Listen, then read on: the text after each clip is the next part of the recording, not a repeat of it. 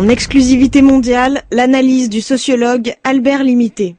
Moi, évidemment, j'ai une opinion qui est extrêmement technique, hein, étant donné ma formation, je suis sociologue, anthropologue, sur la question des décapements de la cité vénéneuse. Alors, les services de police, les services judiciaires ont traduit ça dans leur jargon à eux en crime passionnel, crime de dealer, celui qui va moi, je pense à un transfert rituelique. Ces 4 premières victimes sont tous originaires du triangle Bénin, Congo, Togo. Donc, on a en Mfoudi, là je rentre un petit peu dans des termes qui sont un petit peu techniques. Il faut savoir, le Baoundé, en congolais, en Baoundéré, se dit le Mvoratangana, celui qui va tuer, celui qui part sa tuerie, par son massacre, va intégrer la société. C'est un phénomène sociologique qui est très important. L'immersion ethnique.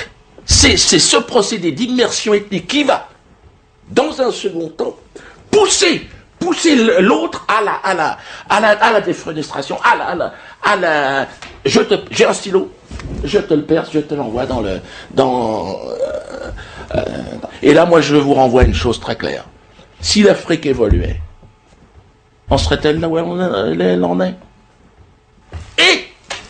Et là, on est dans une tradition du Mfok Atanga, c'est-à-dire, je me trompe, mais je vais jusqu'au bout de mon erreur. C'est par là, c'est par cette initiation, c'est par ce cheminement qu'on arrive à je te touche. Voilà. Alors, oui, ce Ernesto a le profil, évidemment. Ah.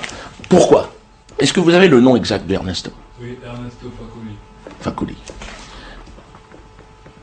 Fakoly. C'est-à-dire, il est à la fois, en termes originaires, en termes ethniques, au confluent de la Sanaga et en même temps, de l'Euphrate, du Nil, il n'en est pas si loin. Donc, on a là, en termes de culture, vraiment, si vous voulez, cette méthodologie ethnique et également qui moi, me fait dire que Ernesto est coupable.